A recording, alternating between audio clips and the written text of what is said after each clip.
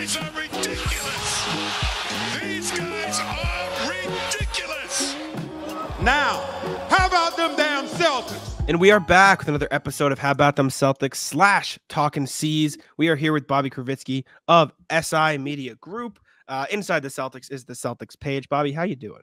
Doing fantastic. My apologies, because we're supposed to be every Monday, Wednesday, and Friday. The reason that we had to delay that this week, a little bit under the weather, the voice wasn't cooperating, but we're back up and running now. It's always great to say we're back. We're back to get the throat coating tea, so we're good to go here. All right. We are. Sam and I are in different locations. He's actually in the bathroom right over there. And I'm in the hotel room. We're in Vegas. We bought tickets months ago to go to the in-season tournament, hoping the Celtics would make it, and then they decided to come up one game short. But we're here anyways because we had the tickets and we're just gonna have a good time. We were at the Pacers. You got treated to a nice show by Tyrese Halliburton. Yes, it was very vindicating to see him do it to somebody else too. Because I would have been really mad. Because he wasn't great in the first half of this game. Neither was he against the Celtics. And I was like, damn, is he really gonna light up the Celtics and then not show up against Milwaukee? But no, he drilled the dagger against them.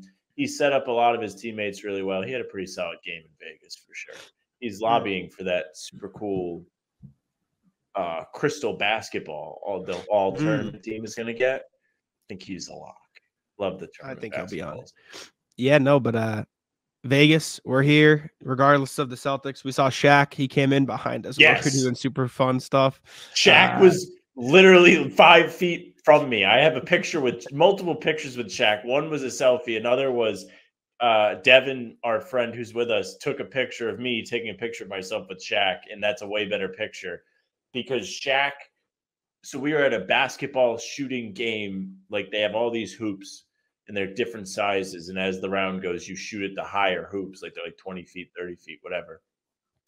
And Shaq pulls up and he wants a shot. So we got Shaq's follow through in the background of me. And it's a great picture. I will tweet it out. That's an awesome It was really cool. He was super close to us. He was a man of the people. He's exactly how you would imagine. My question was going to be, did you say what's up to him? But the fact that you got the selfie there. No, I did not say what's up to him. Well, you got I don't have that sort of confidence. Mr. Simone, now you feel like going to say what's up to Diesel? Nah, we were in line, so it was kind of awkward. Like there was a line of people between us, and I didn't want to yell over everybody. It was funny though, because TNT and ESPN are both there, and so Chuck was yelling at Stephen A. Smith, the ESPN booth, and they were yelling back at the TNT booth. It was a very cool environment outside of the T-Mobile Arena. Yeah, it was like a little Vegas carnival as you described it. Best Chuck moment of the day was some fan was yelling at Chuck that Chuck couldn't guard him. And so Chuck says, I want to know what team you're on that's so bad that you have to get in the game. Yeah, no, I mean, it's great. It was a great environment. I'm trying to pull up the picture so I can show you the follow through of Shaq. I shared it with myself. On Slack, so I could pull it up. So Bobby, this is the picture we got of the big man with Sam as feature, him hanging out. Oh, that is perfect. Yeah, it was great. Oh my god. Okay, you take a selfie. Diesel holding the phone. That is perfect. I'm guessing he missed the free throw. Oh yeah, airball. Slammed off the backboard as hard as you. He was a good distance away. It wasn't a free throw. He was pretty far. But, those clips of them shouting back and forth from one desk to the other, there's already been a bunch of those that have gone viral, as you would expect. Yeah, really? Yeah. We haven't been on Twitter. Yeah, they're all over the place. It was funny, but we wish the Celtics were here. And the reason they're not here is the perfect transition because they got beaten by the Pacers last. Days mean nothing to me anymore. I couldn't tell you what day it was. Monday at this point. Monday. You've been in the desert for a little bit, so that's fair. Yeah, I'm lost, but lost to the Pacers, lost to Halliburton. We talked about this on How About Them Celtics a little bit. My initial thoughts, and then I'll let you guys run. I think it came down to turnovers. I think it came down to bad three-point shooting and then a bad third quarter. And I really think, and obviously those are big factors, but I truly think that's just what it was. I think that's what happened. Bobby, what's your take from the Celtics Pacers? Well, it's just funny how every loss so far feels like it reflects the biggest concerns about this Celtics team. And so everyone has to ask themselves, are we overreacting? And at the same time, these are trends that we continue to see. The third quarter chatter has gotten so loud that it's reached the point where it's going to be something that the players feel, especially when they're at TD Garden, every single time they come out of halftime. More and more, Joe Mazzulla and the roster, these guys are getting asked about it. They're going to start to really feel that again, especially at home. And I think it starts with, because I'm just a firm believer in defense setting the table, and think that should be at the forefront of this team's identity. It certainly was when they made their run to the finals in 2022. And that allows you to play up tempo.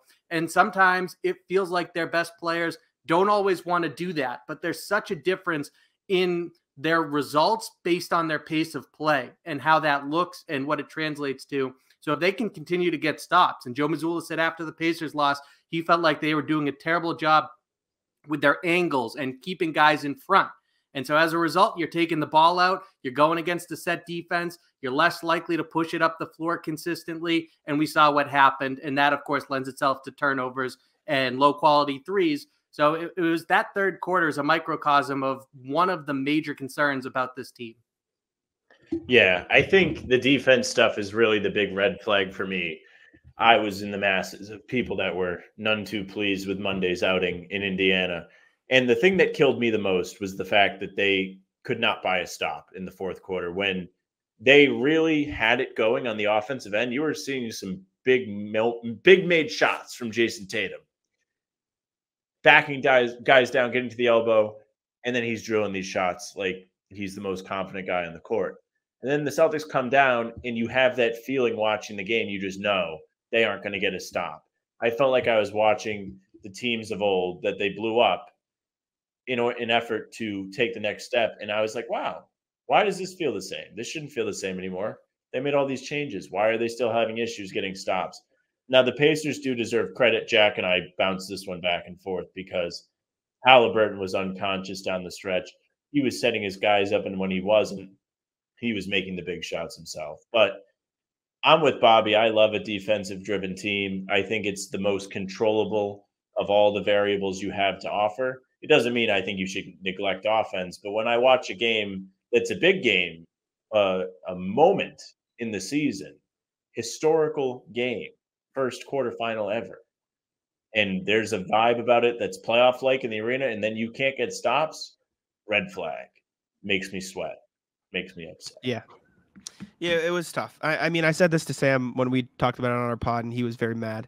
But I was basically like, I think there were games this season that the Celtics won in which they played worse than this game. So it sucks, but I do think there is a level of, dude, the Pacers didn't miss. So obviously, I think you have to address all the problems that we all stated, like the third quarters and the defense and all that stuff. But I also don't think it was like a complete disaster game. Like the Hornets, for example, was a complete disaster game. So there's that. But you know who would have helped against the Pacers? Not an excuse, but would have helped. Kristaps Porzingis, who, you know, pat myself in the back for that. Definitely not forced segue. Could be back as you're listening to this tonight against the Knicks. He hinted at it at practice. And then they listed him as probable. It sounds like he's making his way back. When he went down with that calf strain against the Magic, it was kind of scary because it was a non-contact injury. Everyone was like, what's going to happen? Then he posted to Instagram saying, you know, probably fine, short-term thing, good news. So excited to get him back in the lineup because I don't think it can be overstated just how much he changes the way they play. Yeah, you're exactly right, Jack. And he posted on Instagram the other day that everything's lined up for him to return on Friday. He went through a scrimmage and was really getting after it at the Auerbach Center yesterday. And then he told everyone that he hasn't spoken to the medical staff. Maybe that's true, maybe it isn't, but everything seems lined up for him to be active. And then the latest injury report has him as probable. So at this point, it would signal that there was some sort of regression if he doesn't end up playing against the Knicks. And it's obviously welcome to get him back in the lineup because, like you said, we all see it. He is a rising tide that lifts all boats. He's a two-way impact. He's been excellent as a rim protector. He's shown that he has mobility for his size to do a little bit more than that, and they can spin the dial with how they use him defensively. And offensively, no one's benefited from his arrival more than Jaylen Brown, who is growing as a facilitator, and it really stems from that pick-and-roll partnership. So what he does for this team and their crunch time offense, which obviously was not particularly effective against the Pacers is a blessing, and they couldn't get him back soon enough. Yeah, the looks for the other guys on the Celtics are just going to get that much easier because of the extra attention he's going to require and Tatum's going to require. And he's also going to make Jaylen Brown's life a lot easier because, I mean, Jaylen had ESPN making fun of his assists not being existent in the last couple games. That was so bogus. It is So dumb, bad. and it wasn't fair because he played decent against the Pacers. He was actually hitting guys; they just weren't making shots. But having Porzingis there will give him his guy back, as you kind of touched on. Like they get it. They live in the same building. Brown pitched Porzingis as one of the funniest guys on the team. Porzingis pitched it right back. What was that a part of, Jack? Because I know we talked about. They listed it was Kristaps Q&A on Instagram where he said, I'm coming back. He also talked about the funniest teammates. So him and Jaylen have a true connection. When Jaylen's back, it's going to make Porzingis more effective, and it's going to do the same for Jaylen because Jaylen's at his best when he's moving the ball and playing within the flow of the offense. And when the offense is the Jaylen Porzingis pick and roll, he really can't go wrong. I love the low post game that Porzingis brings. He's just bigger than everyone, so it makes defenses have to really panic. And on defense, you would have seen a much different type of team down the stretch because the Pacers, it felt like they were able to get whatever they wanted at times in that game because there was nobody protecting the rim. When Porzingis is in, these teams cannot buy a basket in the paint. It's much, much more difficult for them to score inside. Yeah. I think it's fitting that he's coming back against the Knicks. He played him on opening night, had a great game. I think he can help space the floor, get Hartenstein and Mitch Robinson out of the paint. Like I said, everything just kind of changes when Porzingis is in the lineup, and I'm excited to see him back, and I'm sure he's excited to take on his former team. I've missed him. Yeah, you think? The Celtics have missed him too, but next thing we got is Jayson Tatum talking about Boston. We briefly touched on this on the pod yesterday. Basically, it was in an interview, point forward, with Evan Turner and Andre Iguodala, and said, I didn't realize how special Boston was until I got here. And then he talked about, integrating himself into the city, the fans accepting him. He's talked a lot about, rooting against Boston because he was a Kobe fan and not liking Boston before he got here, but then understanding it's a special city. And at least me, I'm curious to know your guys' thoughts. I think this year you've seen a lot more of Tatum, and I guess kind of last year too, but this year you've seen a lot of Tatum, like, taking on that leadership role more that smarts out, like the meeting before the season with the starters, right? A lot of this, I think it was in an interview with Jeff Goodman at the Messenger before the season. He's like, I don't lead like KG, but that doesn't mean it's not there, right? So I really like that part, and I think the fact that he has been so receptive to embracing that role of being the star in Boston. He's probably the biggest star athlete in Boston right now currently. And so that's a giant weight on his shoulders. Yeah. And to see him embrace the city like that's really fun. Yeah, I think he's definitely the face of Boston sports right now and has firmly taken a model that was up for grabs after Tom Brady left, and he has the mantle now. And then as far as embracing Boston and all of that, look, this is a city with a tough outer shell. And when you come in with I got drafted here, I guess I have to make the best of it. It's going to take some time, and the city needs to see, can you perform on the court? Can you win? Are you someone worth us investing in?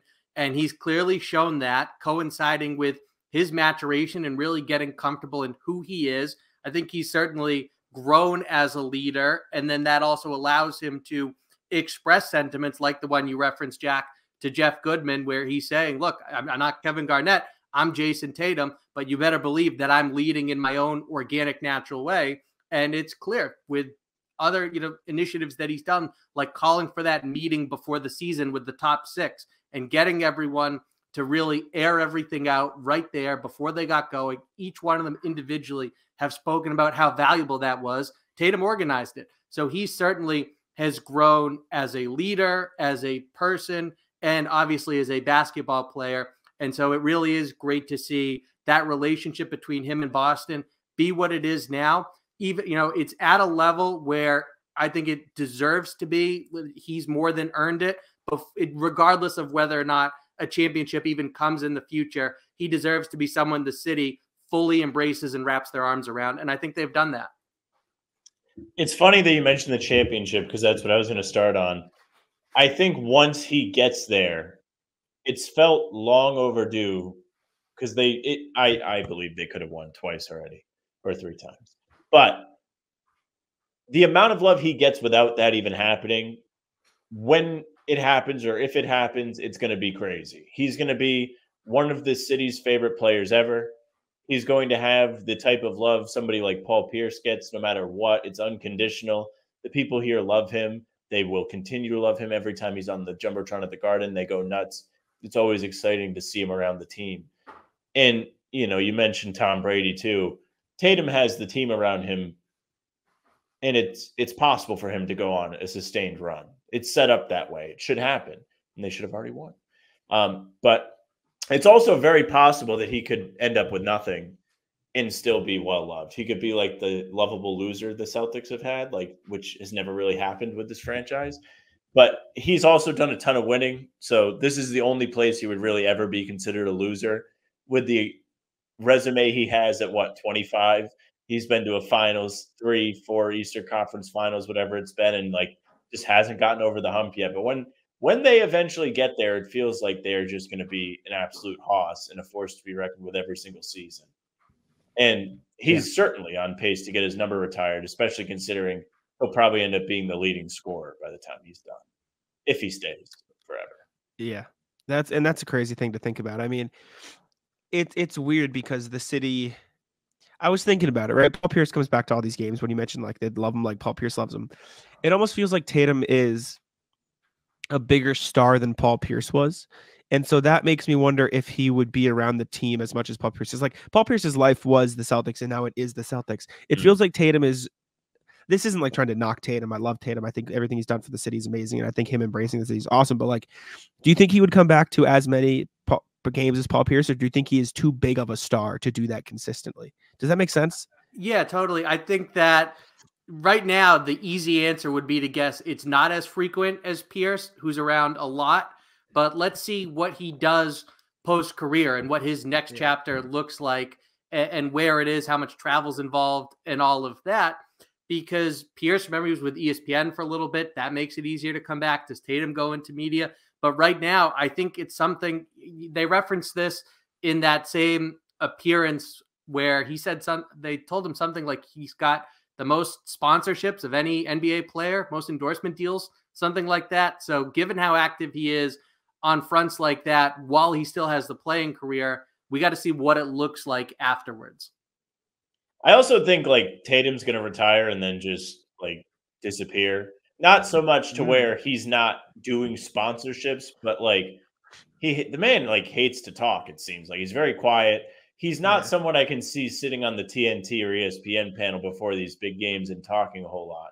There have been a lot of players though who it seems like that at one point in their career, especially earlier, and then sure enough they end up in the booth. I mean, I'm sure he'd be funny. He definitely has charismatic moments with you guys at the press conferences saying he wasn't mad. Please don't print that I'm mad. And also he was like, man, I wanted to go to Vegas. I would have loved to have him here. It would have been sick, but they got to play the Knicks on Friday.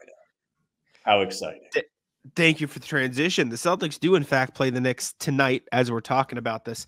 And I don't want to say it's a big game, but it feels like anytime this team loses, you don't want to go on a losing streak, right? They went on one in their double back-to-back Minnesota versus Philly, losing twice. This Knicks team is a team that usually plays them hard, right? Quickly, has had some big games against them. They get active on the glass. But yeah, back losses, right? This is a big game in that sense. Bobby, what are you looking for in this game? Well, the Celtics have not done well. And again, this is one of those issues that it's not just new this year against physicality. And the Knicks are one of the prime examples of giving them a hard time because of that.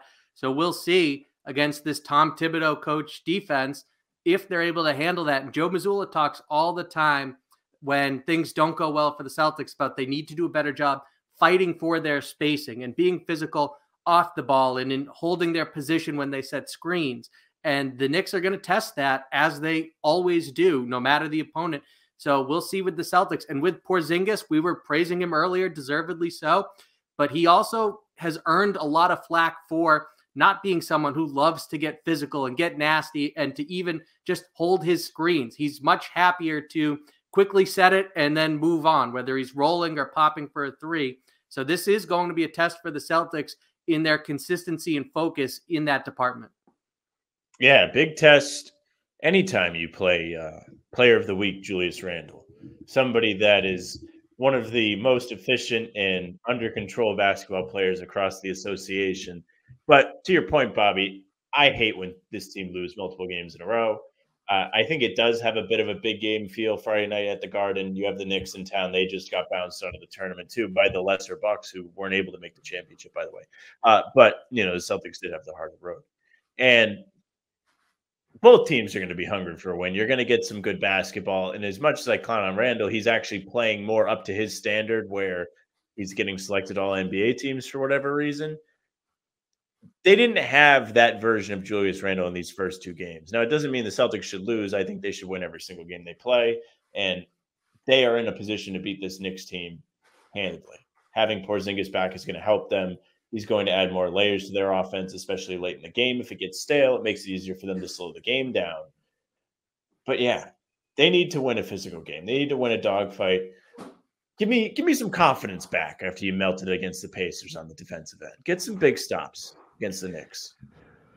I agree. What I'm looking for most is the Knicks are, I don't have the numbers in front of me, but Mitchell Robinson's one of the best offensive rebounders in the league, if not the best. Isaiah Hartenstein gets active on that end. It feels like the Celtics have really keyed in and locked into their offensive rebounding, sending guys from the corner, Sam Hauser, Drew Holiday. I wonder if they can win that battle. I was talking to Andrew Claudio of Knicks Film School. I did a pregame Knicks Film School pregame show that comes out same time as this tomorrow. The morning of the game, which one of you guys are listening to this. And he said Knicks have actually been getting beat on the offensive glass as of late. Feels like, Robinson hasn't been quite as effective. So I wonder if that's a place the Celtics can hone in, stop the Knicks in transition, and then focus on the transition game of their own on the other end. Because I think if you can beat the Knicks where they thrive the most, you're at a really good advantage in that game. But yeah, Jack, to that point, that was a key when the Celtics beat the Knicks in the most recent matchup. Is after the first quarter, they did a great job limiting their second chance opportunities. And when you do that to a New York team that typically doesn't shoot the ball well, it's very difficult for them to win. This is a big earn my respect game for the Celtics because if they get beat up on the offensive glass, it's not going to be a whole lot of fun when we come on the post-game pod. I'll tell you that. Not going to be a good time. Not going to be a good time. I think we got it all, though. Was there anything else that we forgot about? I think we hit all the points. Did I miss something? I think we covered it all. By the way, Jack Simone, I guess we can end with this extra point. Nice hot tip from JJ Redick to you by saying that he has long been lobbying Derek White to be in the top 50. And so I know you've been there since day one. And I know the Ringer just put him at 49. I'll even add this, that if you go to the Ringers list, there's a lot of players ahead of Derek White, even though they put him at 49, that you'd rather have him than James Harden, for example, on your basketball team. Okay, now I'm looking quick just before we wrap up. I just need to know if he got disrespected vindication. More. Yeah. There are players you're going to disagree with. Well, at least they're the only ones as of now that have him in the top 50. Derek White is 49. DeJounte Murray, Draymond Green, Rudy Gobert, James Harden would take him above. Alperen Sengun, I guess. Okay, I can't fight too many of these, but there are certainly some. Would you? Lauri Markkanen's fine. He was an all-star, but I'd rather have Derek White. Would. Based on Markkanen this season and his whole career, I'd rather have D. White. I agree. Zion D. is a White, large man. the shapeshifter. He can give you anything you need. That's been the Jaren Jackson. Assassin. Yeah, I'd take Derek White over Jaren Jackson Jr. this season. Yep, that was another one. Harden, I'd take him over Draymond this season. Maybe not DeJounte Murray, but maybe. Okay. Anyways, thank you for informing me. I had to go respect the boy. But yeah. Anything else you want to say before we jump on out of here, Bobby? I think we covered it all. Awesome. Thank y'all for tuning in. Subscribe to How About Them Celtics, and I'll let Sam take it out. Hey, thank you very much for watching. Make sure you subscribe to the How About Them Celtics YouTube channel. Make sure you hit the notification bell so you don't miss any of these Talkin C's uploads, the regular pods, the post-game reactions. the film reactions, and any other nonsense we may have to show you guys or have you listen to. Oh, also, You can- sorry to cut you off, Sam. This is our only upload today. If you're waiting for a double upload, we're going to push the double upload to Saturday because there's no game. So it makes more sense for a double upload. We're not chipping you guys on content, though. So we're just going to use this as our 5 a.m. Then we'll double post tomorrow. You know, Unless so they clean up at the slots right now, then you won't get that second episode. No. Yeah, the then we second might be- episode will be us being like, look at all our money. But yeah, sorry. It'll be like Zion at the podium laughing. We'll be like, oh my God, what are we going to do? You can also find us on Spotify and Apple. Leave a follow there. You'll find all full-length podcasts as well as any game recaps. They'll be up on that feed there. Make sure you check out Sport SI Media.